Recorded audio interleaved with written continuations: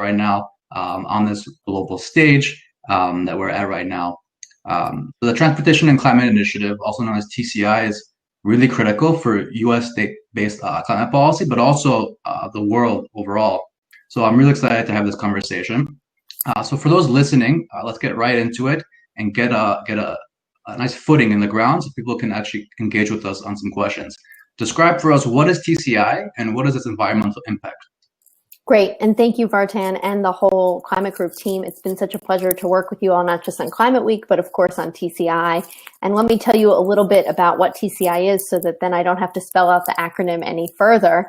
So the Transportation and Climate Initiative is a multi-state effort to create a regional carbon pricing program to reduce emissions from the transportation sector. About a dozen states up and down the East Coast, from Maine to North Carolina, have participated in discussions around TCI for the past few years.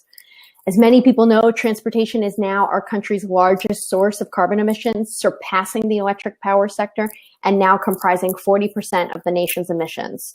Our transportation system is also a significant emitter of NOx and SOx and other forms of particulate matter that pollute our cities and contribute to higher rates of asthma and other respiratory problems. And we've seen this in particular with the COVID-19 pandemic. TCI really represents kind of a once-in-a-lifetime opportunity to reduce transportation sector carbon emissions and help all these states across the East Coast transition to a clean, modern, and more equitable transportation system. Yeah, I mean, thank you for that good layout. I mean, yeah, it's definitely important, extremely important for this East Coast and Mid-Atlantic region. So you touched upon something really quickly, but like we're in this COVID world right now. We're all calling for a greener recovery, a new normal that is sustainable. Walk us through how the program will actually work and how states can use the funds generated from TCI to reduce transportation emissions for now and the future. Absolutely. Well, back in December of 2019, which actually feels like a long time ago, but wasn't, 12 states and DC released a draft Memorandum of Understanding, or MOU, which when finalized and signed would bring about this regional cap and invest program to reduce transportation-related emissions. The program is kind of called a cap and invest program, which means that the states will do kind of three big things. One, they'll limit or cap carbon emissions from transportation fuels. They'll set up an auction for fuel wholesalers to purchase emissions allowances. And then the states will invest the proceeds into programs, technologies, infrastructure, which ultimately reduce transportation emissions. So, that looks like public transit, electric buses, electrifying public and state-owned fleets, incentives for EVs, the construction of EV charging stations, broadband, you name it. And each state, what's I think in particular of interest is that each state gets to decide individually how they're going to invest their share of revenues, kind of consistent with an agreed upon statement of principles, which is in the draft MOU. And actually, there's an incredible emphasis around equity, and the states have outlined that in the draft, and they're continuing to build on that so that states can really think about supporting underserved and overburdened communities who face, unfortunately, a disproportionate amount of air pollution. So that's kind of how the program works. Gotcha. Yeah. So there's two avenues I want to kind of go down now that you just brought this kind of good direction down. First is, so this is MOU, right? So that they're going to be actually executing an MOU this late fall, we're hoping. What's the process look like after the MOU is kind of enacted or signed? Can more states sign on after? And then what do the states actually sign the MOU? What does that actually look like after they're signed? Yeah, so more states are welcome to join. It's kind of an open process when it comes to the MOU, and we're actually seeing this already with the medium and heavy duty vehicle space. There's a similar MOU, and that's actually between 15 states, including the West Coast and the East Coast, and Colorado holding down the fort in the middle of the country. So there are similar types of MOUs between states and collaborating on transportation that are a great kind of precedent for TCI in particular. But what that might look like is essentially the states, the governors would commit to this MOU and they would sign.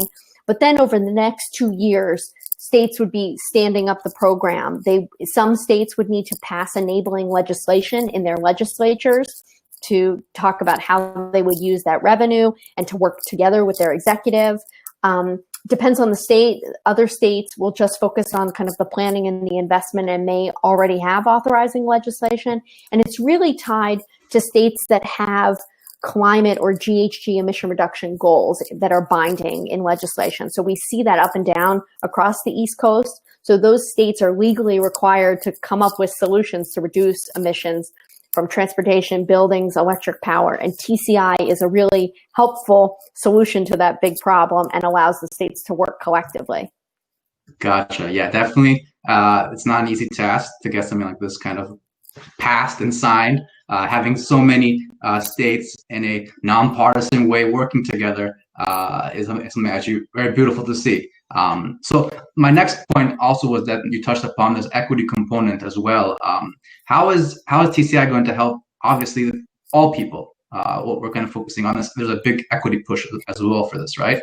Yeah, and I think what's exciting is that, but also challenging, I know, for people, is that the MOU doesn't exactly say how the money should be spent. And that's really up to the states, and it's about states' rights and individual states. So, more rural states could focus around broadband investment and public transit buses to connect seniors to, hospital systems like in rural parts of New Hampshire or Maine, if those states were to join, versus, New York or Massachusetts may focus a lot around public transit around big urban areas and then also do some things for the rural communities. So each state will get to kind of decide how they want to do this.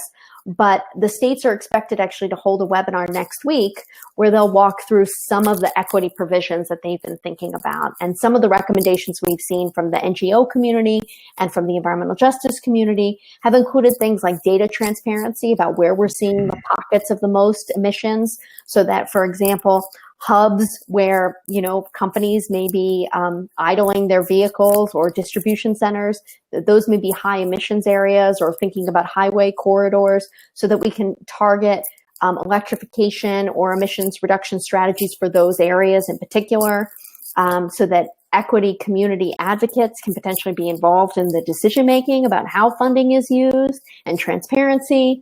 And then, of course, thinking about how we actually distribute the funds. So do a certain percentage of funds actually get allocated to the needs of underserved and overburdened communities. And we've seen this kind of leadership out of New York with the CLCPA legislation that 40% of revenues go to environmental justice communities. So there's precedent in other states already that could be applied to TCI, but a lot of that is still to be determined, and an opportunity for folks to provide input between now and when a final MOU comes out.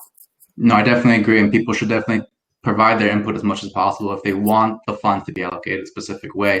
I have a question from Louisa, which also matches up with something that I was actually curious about. So how can corporates, big and small, get involved in supporting on TCI? And then on my personal touches, what are corporates who have supported TCI? What are they saying? Why are they supporting? Because we're obviously interested in this, but a lot of corporates here. Absolutely. And this is where it's been great to collaborate with the climate group and the incredible work that you all are doing around EV100. We're seeing so many companies commit to electrifying their fleets, to, providing charging and incentives for their employees or their customers. And you guys are helping raise the bar on that work. But in particular, we're seeing, just as companies set ambitious GHG emission reduction goals, the work in the electric power space has been happening for 10, 15, 20 years for some of these companies. And on transportation, it's a lot harder. We don't necessarily have all of the medium and heavy duty vehicles that we want yet. We don't have as much charging infrastructure as we want. And that's why we need companies to set goals, ambitious goals to go 100%, but then also to work on policies that create the enabling environment to do that, whether that's charging infrastructure, whether that's incentives that help, cut down the initial costs. And that's where I think companies are so interested in TCI as an opportunity to build out more electrification, but also to provide better benefits and opportunities for their employees and their customers, so that all of those folks, as they commute to work or, move and ship goods, that they have an opportunity to do that in a way that's low carbon. And the other piece that I'll just mention is that there's a lot of appetite from companies to electrify their fleets. And I think we're seeing that in wanting to work with states about where should charging infrastructure go? How can we make sure that as companies make these investments, states are able to take advantage of them? So I think TCI creates kind of a overarching mechanism for multiple states to work together. Many of the companies that both of our organizations work with are not in one of these 12 states, but actually maybe all of them or many of them. So also having a consistent policy across borders is fantastic, and we wish we could have national policy that way. But any kind of scalable, work that we're seeing, and TCI has economies of scale, and we've already seen this on the electric power side. So to be able to implement that in transportation would be fantastic. Yeah, and I think one of the points is that it brings major corporates that have a global perspective down, and they can actually have an impact on the local setting. Something which they might actually improve their perception and how they're interacting with their own customers and the constituents in that state or region. And I actually have, on that same point, then zooming back out. So we're on this global stage right now. Climate Week, New York City is bringing in everyone from the world together virtually now. And we're seeing so many ambitious things happen. China announcing carbon neutrality by 2060. California governor signing an executive order yesterday to be only new EVs by 2035 for sales in the state. How does TCI fit on this massive global scale? Is this impact only regional, or will it have an impact for the globe overall? Yeah, I mean, I have to believe it's probably going to have an impact globally, especially because you look at, and I wish I knew this off the top of my head, but the economic size of these potential 12 states is quite significant. These are some of the biggest, city and financial hubs of our country. And, whatever percentage of the U.S. economy would be covered is going to be significant. The other thing is that the way the TCI carbon market has been designed in its draft form is that it could also trade with other carbon markets, whether that's the Regional Greenhouse Gas Initiative, which is the market for the electric power sector on the East Coast, whether that's markets on the West Coast or Canada or globally. So there's an opportunity as we set up more of these carbon markets for the programs to start to talk to each other, and also lessons learned. Some of the work that we've seen out of California could be replicated, and what happens with TCI. States will initially join, and then I have a feeling eventually new states will join. We saw that on the electric power side, that now Virginia just recently joined, and Pennsylvania is trying to join. So TCI creates a framework that then could be expanded over time, which is really important. The other thing that I was just going to say, I see in the chat a question just around complementary policies like vehicle emission standards, but also like zero emission delivery zones. I mean, the number of complementary policies is kind of endless. You could also have congestion pricing, which we've seen in New York and is being considered in Massachusetts. So I would say all of these policies can work in concert. And the states actually kind of preempted and knew that was likely and put together, kind of comments around, we support complementary policies being done, and states may do other programs. Also, as we see, in particular, the most recent MOU from 15 states and the District of Columbia focused on electrifying medium and heavy duty vehicles.